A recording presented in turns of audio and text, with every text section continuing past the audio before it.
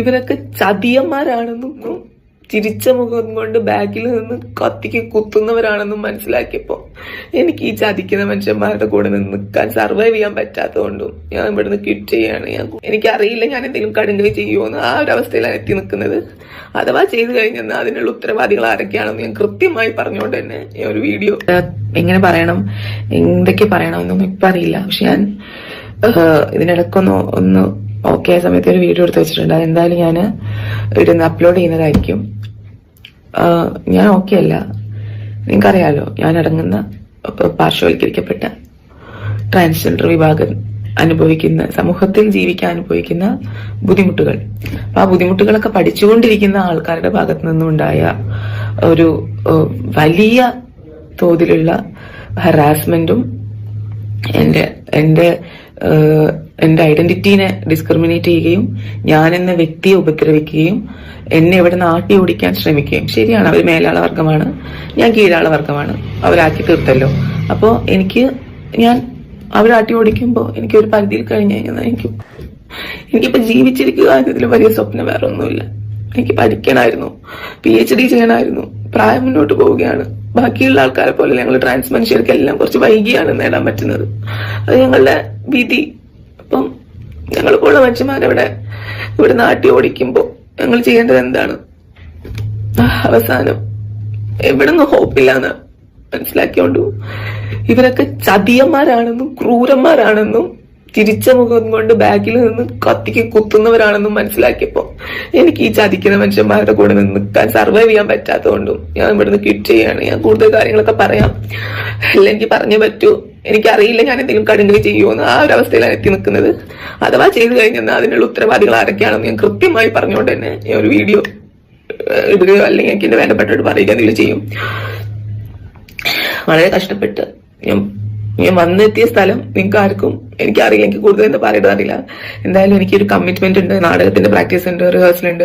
ഈ നാടകം കഴിയുന്നതോട് കൂടിയിട്ട് ഞാൻ കംപ്ലീറ്റ് ആയിട്ട് ക്വിറ്റ് ചെയ്യും. ഈ ആട്ടി ഓടിക്കാൻ ശ്രമിക്കുന്ന മേലാളറായിട്ടുള്ള ഈ 5 പേർക്ക്, ഈ 5 പേരുടെയും ആഗ്രഹം പോലെ അവർക്ക് പടക്കം പൊട്ടിച്ച് ആഘോഷിക്കാനും, അവർക്ക് കുപ്പി പൊട്ടിച്ച് ആഘോഷിക്കാനും, മദ്യപിച്ച് ആർമാദിക്കാനും പറ്റിയ ദിവസമായിരിക്കും ഞാൻ യാത്ര ആവുന്ന ദിവസം, ഞാൻ ക്വിറ്റ് ചെയ്യുന്ന ദിവസം.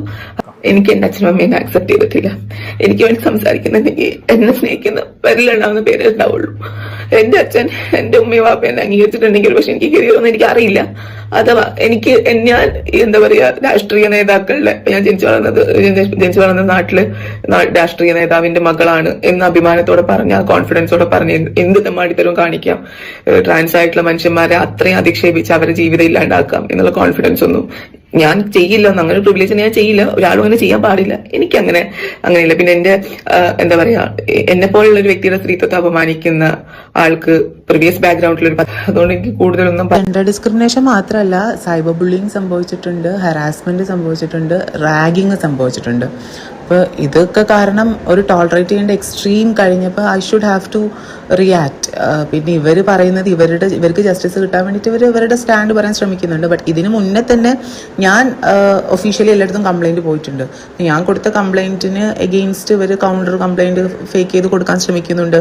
പക്ഷേ അപ്പം ഞാൻ ഓഫ് കോഴ്സ് ലീഗലി മൂവ് ചെയ്യാനുള്ള ശ്രമങ്ങൾ തുടങ്ങുകയും ചെയ്തു.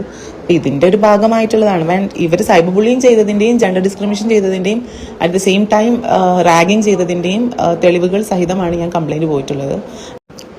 നിൽക്കുന്നത് കൊണ്ട് കുറേ കോൺഫിഡൻഷ്യാലിറ്റി ഉണ്ട്. അപ്പം ഞാൻ ഇവിടുന്ന് TC വാങ്ങി പോയി കഴിഞ്ഞ് കഴിഞ്ഞാൽ പിന്നെ ഇവർക്ക് ഇവരുടെ ഇഷ്ടത്തിന് ഇവരിവിടെ ജീവിച്ചോട്ടെ, കുഴപ്പമില്ല. ഞാൻ വളരെ എക്സ്പെക്റ്റേഷനോട് കൂടി പഠിക്കണമെന്ന ആഗ്രഹത്തിൽ വന്നതിന് എനിക്ക് ഇങ്ങനെയാണ് ട്രീറ്റ്മെൻറ്റ് വെച്ചാൽ എനിക്ക് ഒന്നും ചെയ്യാനില്ല. അപ്പം ഇത്രയൊക്കെ സഫർ ചെയ്ത് നിൽക്കേണ്ട ഒരു ആവശ്യം എനിക്കുണ്ടെന്ന് തോന്നുന്നില്ല. എനിക്ക് ചിലപ്പോൾ ഈ വർഷം ഡ്രോപ്പ് ചെയ്യാൻ ഒരു വർഷം നഷ്ടപ്പെടുമായിരിക്കും, സാരമില്ല. അടുത്ത വർഷം അത്യാവശ്യം നല്ല സമാധാനം, സന്തോഷം, സ്നേഹവും കിട്ടുന്ന ഒരു ഇൻസ്റ്റിറ്റ്യൂഷനിൽ പോയി അഡ്മിഷൻ എടുക്കണം എന്നേ ഉള്ളൂ. അപ്പൊ ഹെയ്തി സാദിയ എന്ന് പറഞ്ഞ ഇവരുടെ ചാനലിനകത്ത് വന്നിട്ടുള്ള ഒരു വീഡിയോ ആണ് നമ്മളിപ്പോൾ കണ്ടത്. അപ്പൊ ഇവര് പറയുന്നതെന്ന് പറഞ്ഞു കഴിഞ്ഞാൽ ഈ ട്രാൻസ്ജെൻഡേഴ്സ് അതേപോലുള്ള ആൾക്കാരൊക്കെ അനുഭവിക്കുന്ന പ്രശ്നങ്ങളും കാര്യങ്ങളൊക്കെയാണ്. അതായത് ഇപ്പൊ ഇവര് ഫേസ് ചെയ്യുന്ന നിലവിനകത്ത് ഇവർ ഫേസ് ചെയ്യുന്ന കാര്യങ്ങളൊക്കെയാണ് ഇവർ പറഞ്ഞത്. അപ്പൊ ഞാൻ ആദ്യം തന്നെ പറയാം, ഞാൻ ഈ ട്രാൻസ്ജെൻഡറോ അല്ലെങ്കിൽ ഹോമോസെക്ഷുവാലിറ്റിയോ അതിനൊന്നും സപ്പോർട്ട് ചെയ്യുന്ന LGBTQ അതേപോലത്തെ പരിപാടിനൊന്നും സപ്പോർട്ട് ചെയ്യുന്ന ഒരാളല്ല ഞാൻ. പക്ഷെ എന്നാലും എൻ്റെ ഒരു ചിന്താഗതി അനുസരിച്ചിട്ട് ഞാൻ പറയുകയാണെങ്കിൽ അവരും മനുഷ്യരാണ്. അപ്പൊ അവരും ഇവിടെ ജീവിക്കട്ടെ. അതായത് നമ്മളെ ഉപദ്രവിക്കാൻ വരാത്തോടത്തോളം കാലം നമ്മൾ അവരെ ഉപദ്രവിക്കാൻ പോകണ്ട എന്നുള്ളൊരു ആറ്റിറ്റ്യൂഡുള്ള ഒരാളാണ് ഞാൻ.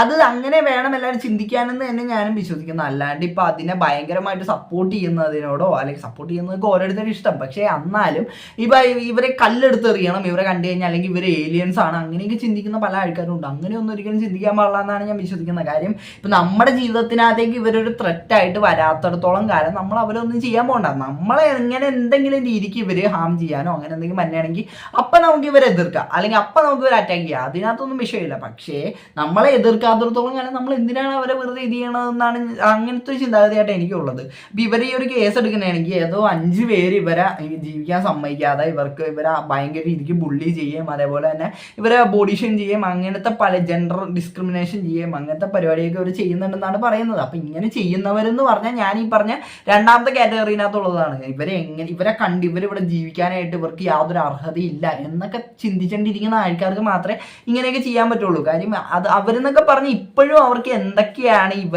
എങ്ങനെയാണ് ഈ ഹോമോസെക്ഷുവാലിറ്റി അല്ലെങ്കിൽ ട്രാൻസ്ജെൻഡർ ആവുന്നത് അതൊന്നും അറിയാത്തവരാണ്. കാര്യം ഇതെന്ന് പറഞ്ഞാൽ ആരെയും തെറ്റല്ല. ഒരാൾ ട്രാൻസ്ജെൻഡർ ആവുക അല്ലെങ്കിൽ ഹോമോസെക്ഷൽ ആവുക എന്നൊക്കെ പറഞ്ഞ് ഇത് ആരെയും തെറ്റല്ല. കാര്യം ഇത് നമുക്ക് ഇത് ആർക്ക് വേണമെങ്കിലും ഇങ്ങനെ സംഭവിക്കാം. അത് നമുക്കിപ്പോൾ ഒരു അസുഖമായിട്ടോ അല്ലെങ്കിൽ അങ്ങനെയൊന്നും നമുക്ക് ഒരിക്കലും പറയാൻ പറ്റില്ല.